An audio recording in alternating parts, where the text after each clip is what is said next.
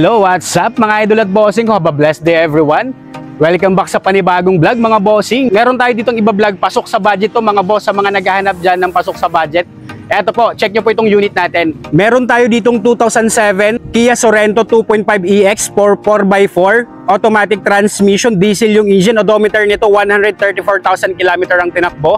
Price 268,000. Sa mga naghahanap dyan ng 4-wheel drive, eto po, pasok sa budget nyo to. Outside appearance muna tayo mga bossing. Ayan po, check nyo po yung headlight natin, malilinis po yan, wala pong mga paninilaw. Pero nakaschedule na po ng bopping yan para pag natapos po yung bopping yan, talagang makikita nyo kung gaano po talaga kakinis yung unit natin. Projector headlamps na po yung high natin, andin yung low natin, naka-LED, naka-LED na po yan mga bossing. Check nyo po, meron na rin tong fog lamps. Ending to ang plate number, naka-register dyan hanggang February 2026 sa mga bossing. Ayan, paikot muna tayo. Check nyo po itong outside appearance natin sa mga naghahanap nito. Pasok na pasok to sa mga naghahanap ng first car nila. Ito, quality units po ito, pwede nyo pumuntahan. You can bring your trusted mechanic mga bossing. Ayan po, kagwapo nitong unit natin. Tapos naka disc brake na po yan, naka all wheel disc brake na po yan mga boss. Tapos yung gulong natin, 85% yung harap, 90% pa po yung likod natin. So nagsuggest ako sa owner natin, pwede niyang i-swap, ipagpalit yung gulong or palitan niya po yung gulong sa harapan na dalawa para po mas pogi talaga, mas astig po talaga yung unit natin ito. Ayan, walk around muna tayo mga bossing. Ito palang unit natin, naka 360 camera na to. Ayan, meron na siyang camera dito sa side mirror mga boss. Ganon din sa harap. Kagwapo nitong unit natin. Ayan, yung gulong naman sa likod, nakita mo naman yung gulong sa likod. Naka 16 inches alloy wheels, wala naman pong gutter marks yan mga boss. Sa likod naman, check nyo rin po ang ating mga tail light natin. Malilinis po yan mga boss. Lalo na pag nabapping yan, kagaya ng sabi ko kanina, mas lalo pang kikinis yan at lalang lilinaw po yung mga ilaw niyan. Meron na rin tayong reverse cam sa likod mga bossing kasi naka 360 camera nga to, kagaya ng sabi ko. Meron na rin siyang roof rail. Maayos po yung mga tint nito. Wala pong mga galos yung mga tint nito dahil sasabihin po natin pag may mga tama po yung mga tint para po maalam nyo lang po. Ito, malinis po ito. Body naman po sa 2007 model, lahat all the way. Pero ipapaano pa po natin yan pag nabapping po yan, talagang matatanggal po yung mga unnoticeable na mga hairline scratches dyan mga boss. Check nyo po ang ating interior. Mabilis ang browse po ng interior natin. Ayan, papadetail din po ito as per owner, papadetail niya pa daw po ito. Ayan po yung sidings natin, malinis po yung sidings. Mga upuan nito, naka leather seat cover mga bossing, check nyo po ito. Bago lang po yung Android head unit ito, kakalagay lang po ng Android head unit ito mga boss. Meron na siyang steering wheel cover mga boss, wala naman siyang mga pindutan dito sa manubela natin.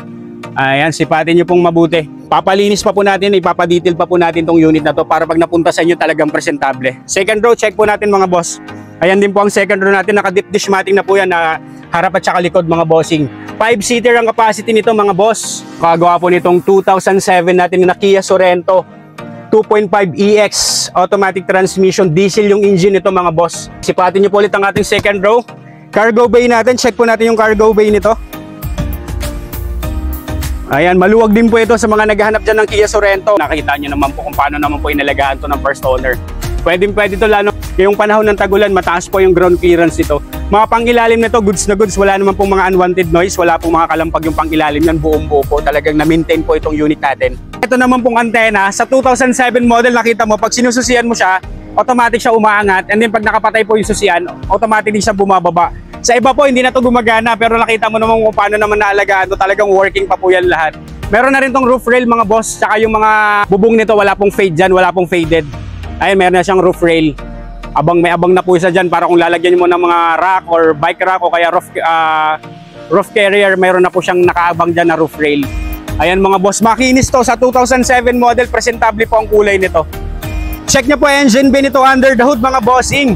Ayan, sa diesel yung engine po natin, kaswabi po ng under nyan. Wala po siya ng mga langit-ngit dyan o wala po siya ng mga vibration, ng mga unwanted po na vibration. Kagawa po ng andar, wala po itong oil leakage mga boss, at lalong-lalo na wala po itong overheat history. No talsek, no usok, no blow by po mga boss. Ito pong Kia Sorento natin na 2007, naka-timing chain na po ito. Ayan, timing chain na po ang gamit ito, powered by 2.5 liter diesel engine that produces 170 horsepower at 392 Newton meter of torque mga boss. Pwede ito long drive sa may mga farm dyan, sa mga naghahanap dyan ng low budget po na 4x4. Pwede nyo pong i-consider to mga bossing. Harap naman nito, intact po. Wala po pong ito, nagpalit na po ito ng auxiliary fan. Tsaka yung harap niyan, wala pong mga bangga dyan mga boss. Paikot, wala po, hindi po tayo nagbablog ng may bangga. Talagang solid na solid talaga mga unit natin. Naka-outstand stay, dalawa. Ayan mga boss, yung iba dyan, laylay na yan. Pero ito, goods na goods pa rin po. Intact na intact po yan. Nakita nyo pag binababa ko yung kamay ko. Wala pa po akong nakitang papapalitan dito. Yung gulong lang sa harapat na dalawa. Pero nasabi ko na po sa owner natin, siya na daw ang pong bahala para pagka nabili nyo to, sasakyan nyo na lang talaga, wala na kayong gagawin dito. Kaya sa mga naghahanap dyan mga boss, alam nyo na po, pwede nyo puntahan dito. 268,000 kasama na po ang transfer of ownership. Wala pong problema kung may mga sarili kayong mekaniko dyan, pwede nyo pong padalhin dito. Makikita nyo naman kung paano nyo naman po na-preserve tong unit natin kahit 2007 model. Kagwapo po ng andar neto. Ayan, malapit na po kayo sa engine po nyan.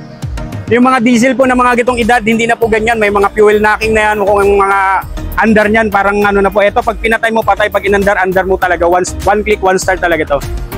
Ayan mga boss. Pag napunta sa inyo to, pag naalagaan nyo to, lalo na pa itong mas gaganda pag napunta po sa inyo tong unit natin.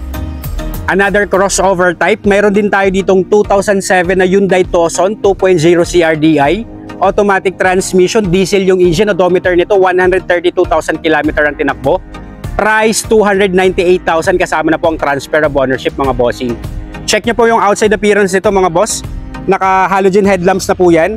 Makinis po itong unit natin. All stock, all original po yung kulay natin. Lata all the way po yan mga boss. Yung pintura natin. Meron na rin siyang fog lamps. Ending 8 ang plate number. Thursday ang coding naka-register to hanggang August 2025.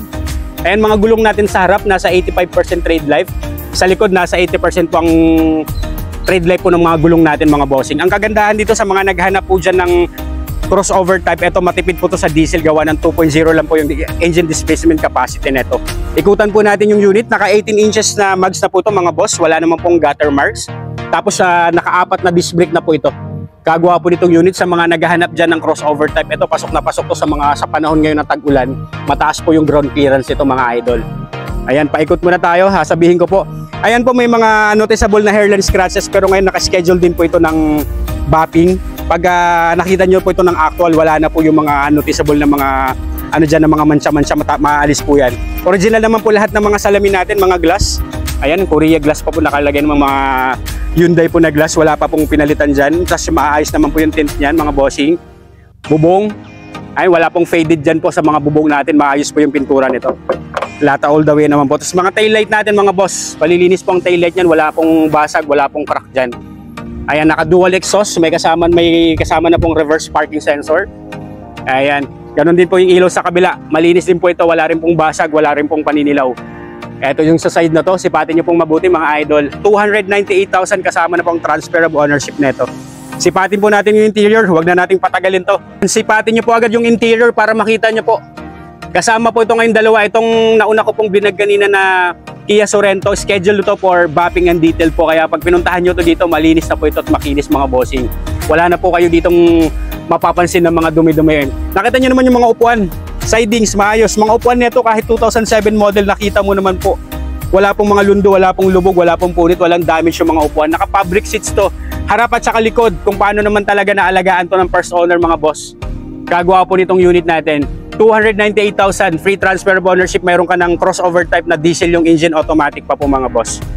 Ito po ang ating driver side. Meron na siyang steering wheel cover, pero kahit alisin nyo po yung steering wheel cover na to, buong buo po yung natin, manubela natin mga boss. Wala pong pindutan dito sa manubela, wala siyang controls dito. Ayan, automatic transmission po ito mga boss. Sa mga naghahanap dyan ng Hyundai Tucson na 2.0 diesel po yung engine nito. Start po natin. Yan, actual mileage, nakalagay naman po dyan na tampered, tapos lahat po nakalutang po yan mga boss. Wala po tayong kinundim dyan. Start po natin. Ayan mga boss, one click, one start. Ganyan po kaswabe ang andar natin kahit diesel yung engine. Ayan po yung tunog niya, kaswabe po ng tunog nito. Buksan natin yung aircon. Naka-Android head unit na rin po ito, naka-Michi Android head unit na rin po ito. Open natin yung aircon. Ayan, ang inikot ko naman po kanina, maayos po ang transmission, yung shifting niya maayos, pang ilalim, wala pong kalampag. Kasi kung may mga concern naman po ako na makikita dito, re-raise ko po yung concern kung ano pong napansin na pan-test drive, papan-checking po ng sasakyan. Pag meron naman akong napapansin, sinasabi ko po agad sa may-ari para po ma-address niyo po lahat ng mga concerns ko bago po mapunta sa inyo. Kasi gusto ko, lalong-lalo sa mga kababayan nating OFW, ayan, gusto ko pag may nabibili kayong unit sa akin, talagang maayos po talaga mga boss. Sasakyan nyo na lang kagaya ng sinasabi ko. Ito, diesel and go. Yung Sorento at saka ito po, diesel and go na lang po ito mga boss. Ayan, tumutunog pag naka-open yung pintuan. Meron po siyang alarm na parang tumutunog siya pag naka-open yung pintuan natin. Shifting natin ito mga boss. Check nyo po yung shifting natin. reverse, neutral, drive. Meron na rin tong Tiptronic shifting mga boss, plus minus, working din po yung Tiptronic shifting nito. Kaya sa mga naghahanap nitong ano natin, automatic transmission, smooth po ang shifting nito. Ready for long drive po tong mga unit natin mga bossing, wala pong problem. Ito po ang ating second row mga boss. Ganon din po kung ano pong makikita mo sa harapan po ng mga upuan, ganon din dito sa likod. Ayan, nakita nyo naman po kung gaano kalinis ang fabric seats nito. All intact po, well maintained and well preserved po kagaya ng mga sinasabi ko. Ceiling malinis pero ipapadetail niya pa to. Mas lalo pa tong mas lilinis at magiging sariwa pa po to tingnan, lalo na po pagka natapos na po yung mga pinapagawa ko sa kanya. Ayan mga idol, kaya ano pang inaantay nyo sa 298,000 kasama na po ang transfer of ownership. Check po natin yung cargo bay nito. Ayan po ang ating cargo bay mga idol. Malinis naman po yung mating natin. Tapos kung marami kayong ilo-load, itong second row pwede nyo po pong tupiin yan. Kung marami kayong mga bagahe na ilo-load, yung second row natutupi, nakita mo pantay na pantay, marami kayong mailo-load dyan. Ayan, sa mga mahilig din mag-travel, kahit crossover type lang din to, kung isa, dalawa lang naman kayo na magbabiyahe, kung marami kayong mga bagaheng dala, pwede nyo pong i-load dyan. Ayan, ganyan po siya kaluwag ang ating Hyundai Tucson na to. Meron na siyang 12-volt adapter dito. Kompleto po ng mga tools. Reserbang gulong, ayos na ayos pa po. Ito po yung view galing dito sa likod, papunta sa harap mga bossing. Ayan, 2007 model Hyundai Tucson. Automatic transmission, diesel yung engine nito. Ayan, dito sa kabilang side. Goods na goods po yung mga pangilalim nito, tsaka formado na po ito. Nakakita nyo naman po kung gaano kagwapo po. Mula ang view niya to mula dito. Ayan po yung view niyan. Gwapo ng mugs po niyan. Talagang pinalitan po niya ng mugs para mas presentable at mas astig tingnan. Tapos yung, ayan yung sinasabi ko sa inyong ground clearance siya mataas. Yan ang kagandahan sa mga crossover type, sa mga, kung may mga dadaanan kayo mga hams or lubak-lubak, medyo okay yan kasi hindi siya yung mababa yung ground clearance niya. Gwapo nito, makinis po yung pintura. Wala pong problem sa paint, paikot. Sasabihin ko po kung yung mga hairline scratches na unnoticeable dyan, pag nabapping yan mamaya, mawawala yan mga bossing. Kaya sa 2007 model, presentable ito at goods na goods po itong unit natin. Para makita nyo rin po yung mga pang-ilalim yan mga boss. Ayan po yung mga pang-ilalim dyan, walang problema. Pwede mong ipa-request, ipalifter nyo po, wala pong problem. Para masabi nyong swabing-swabi po, para ma-check nyo po ng maayos, yan po yung mga pang-ilalim natin mga boss. Wala pong mga tagas-tagas po ng langis dyan. Pwede nyo pong papuntahan to dito sa Casimiro Village po, Las Piñas mga boss. Ayan, salamat sa inyong panonood palagi. Shoutout sa mga kababayan nating OFW mga bossing. Ayan, check po natin engine bay nito under the hood. Ito pong 2007 natin na Hyundai Tucson powered by a 2.0 liter diesel engine that produces 150 horsepower at 245 Nm of torque. All intact din po yung makina, wala rin po mga bangga yung harapan yan, paikot, wala pong accident history yan. At saka lahat po ng binablog natin, not flooded unit po, lahat po yan. Talagang maselan din po tayo mag-check ng unit. No talsek, no usok, no blow-by mga boss. At lalong-lalo na wala po itong overt history.